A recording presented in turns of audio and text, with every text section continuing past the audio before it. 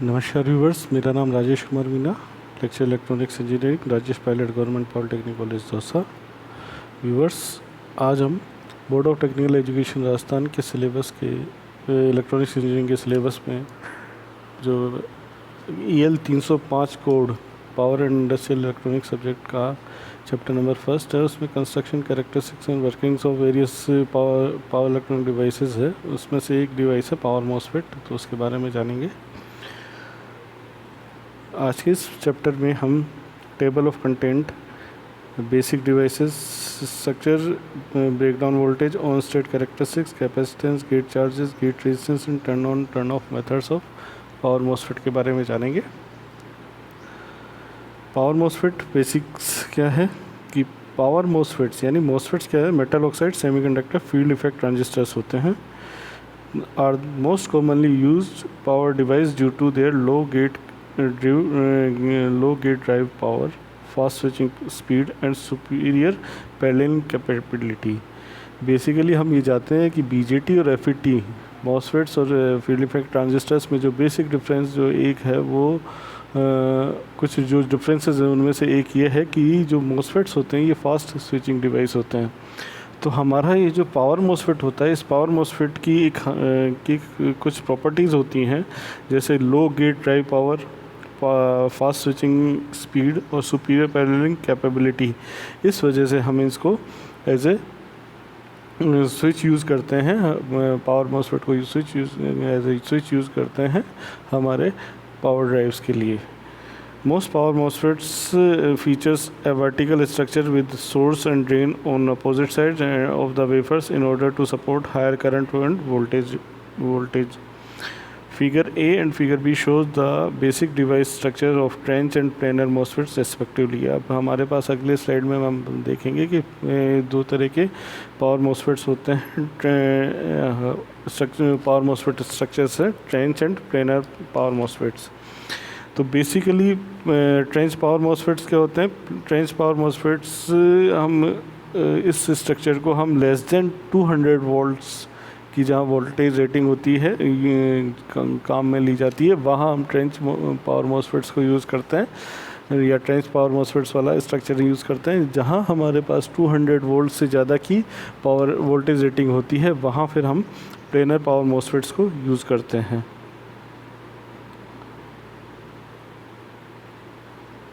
ये देखिए, trench power MOSFETs और प्लेनर पावर मॉसफेट्स के दोनों के अलग अलग स्ट्रक्चर्स हैं। इनको अगर बेसिक हम इसमें देखें तो सबसे पहले सोर्स के बाद एक मेटल ऑक्साइड की लेयर होती है, उसके बाद में गेट और फिर N type and P type epic और फिर N+ सब्सट्रैक्ट और फिर ड्रेन। अब दोनों के अंदर जो डिफरेंस है आप देख सकते हो कि ट्रेंच के अंदर तो हम एक वेल डिग करते हैं, पी बॉडी के अंदर, इस स्ट्रक्चर के अंदर एक वेल डिग करते हैं और फिर गेट का फॉर्मेशन करते हैं। जबकि प्लेनर के अंदर हम वेल डिग नहीं करते, ऊपर से गेट का सबसेट हम डालते हैं। तो ये बेसिक डिफरेंस है ट्रेंच और प्लेनर के अंदर। प्लेनर के अंदर तो हम एक सबसेट डालेंगे और ट्रेंच के अंदर हम एक वेल डिग करेंगे गेट के लिए। Breakdown voltage. In most power MOSFETs, the N+ source and P body junctions are shorted through source metallization to avoid accidental turn on of the parasitic bipolar transistor. When no bias is applied to the gate, the power MOSFET is capable of supporting a high drain voltage through the reverse bias P body and N epic junction. Basically, most of power MOSFETs के अंदर क्या है कि ये जो N+ source और P body junction होता है, ये देखिए N+ सोर्स और P बॉडी जंक्शन, इन दोनों के बीच में एक NPN एक पैरासिटिक बाइपोलर जंक्शन ट्रांजिस्टर की फॉर्मेशन होती है। और इसके अंदर क्या होता है कि N+ सोर्स और P बॉडी जंक्शन को हम शॉर्ट करते हैं मेटलाइजेशन के थ्रू, ताकि हमारे पास एक्सीडेंटली कोई अगर टर्न ऑन हो तो वो नहीं हो सके इस पैरासिटिक BJT में। जब कोई गेट अप्लाई नहीं होगा, गेट पर कोई टर्मिनल अप्लाई नहीं होगा, तो power MOSFET is capable of supporting A high drain voltage through reverse bias P body and N epic junction. जब पावर मॉसफेट के गेट पर कोई किसी भी तरह का हम पोटेंशियल या बाइसिंग नहीं लगाएंगे, उस केस के अंदर जो ये पी बॉडी और एन एपिक जंक्शन है, इसके बीच में एक रिवर्स बायस का फॉर्मेशन होगा, जिसकी वजह से ये हाई ड्रेन वोल्टेज को सपोर्ट करेगा। इन high voltage device most of the applied voltage is supported by the lightly doped epic layer. A thicker and more lightly doped epic structure supports higher breakdown voltage, but with increase on resistance in lower voltage device, the P body doping becomes comparable to the N epic layer and supports part of the applied voltage. If the P body is not designed thick and or enough heavy enough, the depletion region can punch through to the N plus source region and cause lower breakdown. But if it is over designed, the channel resistance and threshold voltage will also increase. So careful design of the body and epi doping and thickness is needed to optimize the performance. In datasheet, VVDSS is usually defined as the drain to source voltage when leakage current is 25 microampere. The leakage current flowing between source and drain is denoted by IDSS, यानी drain to source circuit. It is measured at 100% of the BVDSS rating. The temperature increases, IDSS increases, and BVDSS also increases for the MOSFET. On state characteristics, we considered here power MOSFET under two different modes of operation: the first quadrant operation and the third quadrant operation. First quadrant operation, for the N-channel MOSFET, the device operates in the first quadrant, and when the positive voltage is applied to the drain as shown in figure. As the gate voltage Vg increases above the threshold voltage, the MOSFET channel begins to conduct current. The amount of current it conducts depends on the resistance of the MOSFET as defined. VDSON equals to RDSON equals to VD upon ID. Basically है क्या कि ये जो हमारी जो power MOSFET है, इसकी हम कैरेक्टरिस्टिक्स दो क्वाड्रेंट्स में डिस्कस करते हैं, फर्स्ट एंड थर्ड क्वाड्रेंट में। फर्स्ट क्वाड्रेंट के अंदर अगर हम बात करें कि हमारे पास एन चैनल है, और एन चैनल जो है ये एन चैनल डिवाइस है। एन चैनल डिवाइस के अंदर क्या है कि जब हम एक करंट इसके एक voltage gate voltage Vg apply करेंगे, और जब थ्रेशोल्ड वोल्टेज VTH से ये ज़्यादा इंक्रीज़ होगा गेट वोल्टेज, तो ये हमारा MOSFET कंडक्ट करना स्टार्ट करेगा, और जो करंट इस पे कंडक्ट होगा वो डिपेंड करेगा हमारा RDSON पे। और RDSON क्या है? Drain resistance when in on condition. On condition में कंडक्शन के मोड के अंदर जो ड्रेन रेजिस्टेंस होगा उसकी वैल्यू होगी RDSON। और ये कब होगा? जब हमारा गेट का वोल्टेज VTH थ्रेशोल्ड वोल्टेज से ज़्यादा होगा। For sufficient large gate drive, Vg greater than VTH and VD curve appears linear because the MOSFET channel is fully turned on. और तो सफिशेंट जब हमारे पास सफिशेंट लार्ज गेट हम voltage लगा देते हैं, तो एक ID/VD के ऊपर जो कर्व बनेगा वो लीनियर कर्व बनेगा। लीनियर कर्व किस वजह से बनता है? क्योंकि हमारा जो ये FET है ये फुल्ली टर्न ऑन है। Under low gate overdrive, the drain current reaches a saturation point when VD greater than VG minus VTS due to the pinch off effect of the channel. Pinch off effect हम power MOSFET का pinch off effect जानते हैं। उस pinch off effect की वजह से VD की जब ये हमारा लो गेट ओवर ड्राइव होता है, यानी लो वोल्टेज हमने इस पर लगाई होती है गेट पर, तो उस कंडीशन के अंदर जो सैचुरेशन के अंदर ये वर्क करेगा, और VD की वैल्यू होगी वो greater than VG minus VTH होगी। For a trench MOSFET, RDSON consist of following component. Trench MOSFET के लिए जो ये ट्रेंच MOSFEट का डायग्राम था, ये ट्रेंच MOSFET है। इसके अंदर जो RDSON है, यानी जो drain resistance in on condition, drain और सोर्स के बीच में जो रेजिस्टेंस है इन ऑन कंडीशन में, वो डिपेंड करेगा RS सोर्स रेजिस्टेंस पे, CH चैनल के रेजिस्टेंस पे, RACC resistance from the accumulation region, RAP resistance from top layer of silicon और epitaxial silicon also known as epi, और epi controls the amount of blocking voltage of the power MOSFET can sustain. और RSUBS यानी SUBS क्या है, resistance from silicon substrate on which the epi is grown. तो ये 4 factor हैं, 5 factor हैं, इन पे हमारा RDSON डिपेंड करता है। अब ये हम डायग्राम में देख लें तो सब डायग्राम में अगर देखेंगे तो RS, फिर R चैनल, फिर RAC, फिर R एपिक और RB R सबस, ये 5 रेजिस्टेंस हमारे डिपेंड बनेंगे। 5 रेजिस्टेंस RS किस किस के बीच में बनेगा, RS बनेगा गेट, और ये हमारा, ये देखिए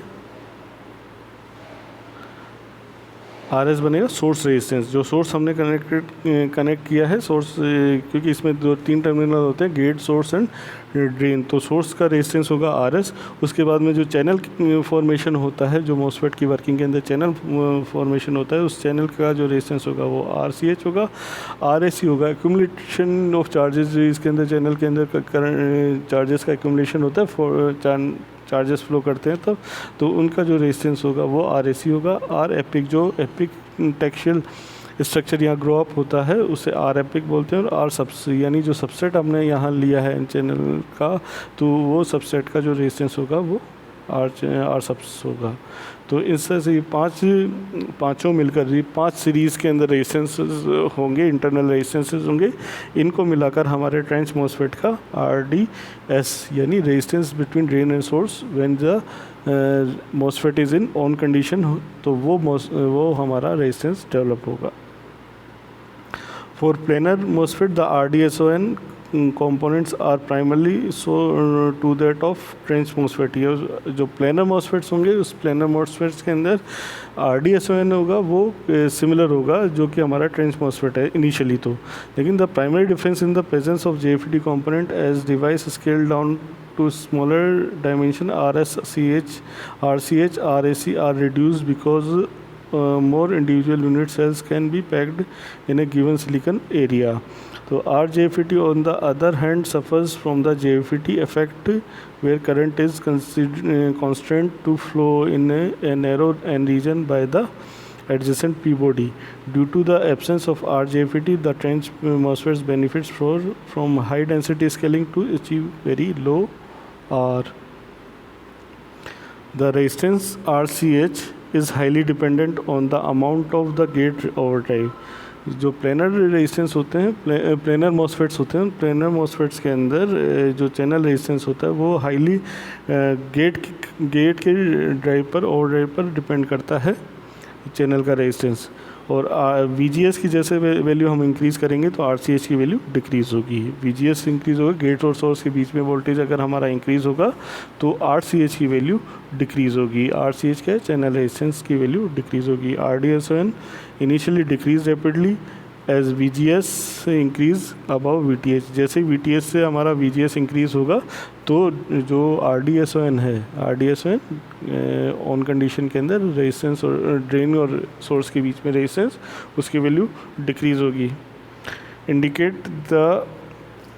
indicating the turning on of power MOSFET as VGS increase further।